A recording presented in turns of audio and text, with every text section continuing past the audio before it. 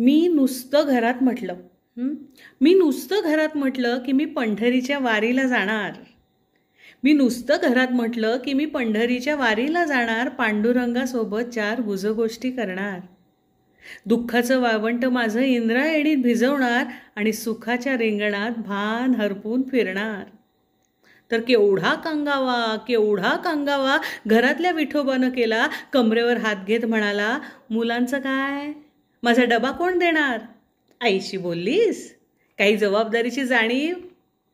नुसता माझ्या नावानं मुक्त घोष केला. नुसता माझ्या नावानं मुक्त घोष केला, कारण मी नुसतं घरात म्हटलं की मी पंढरीच्या वारीला जाणार. सासूबाईंनी तर पार आवडीचं मौनच घेतलं. टाळ चिपळ्यांच्या आवाजानं अख्खं स्वयंपाक घर दुमदुमलं. का तर मी नुसतं घरात म्हटलं की मी पंढरीच्या वारीला जाणार. छोटी मुक्ताई वाट अडवून उभी राहिली. मोठ्या जनीनं व्याकुळ नजर दिली. आईच्या टाहोचा एकच गजर झाला, कारण मी नुसतं घरात म्हटलं की मी पंढरीच्या वारीला जाणार. दारातली तुळस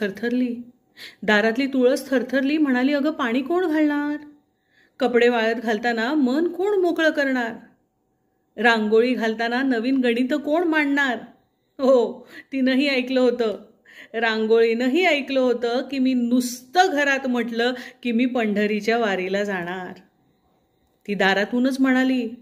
रांगोळी म्हणाली, तू थांब इथंच, नको करूस वारी. अगं हीच तुझी पंढरी, भरला संसार घरी.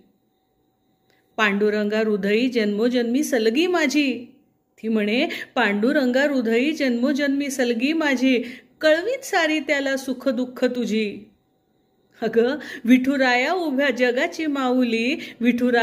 जगाची माऊली, तुझ्या रूपानं त्याची घरी वावरते सावली. तू नुसतं आज म्हणालीस की तू पंढरीच्या वारीला जाणार, पण अगं माऊली विना हा गाभारा मात्र रिता होणार. नको जाऊस, हीच तुझी पंढरी. माझा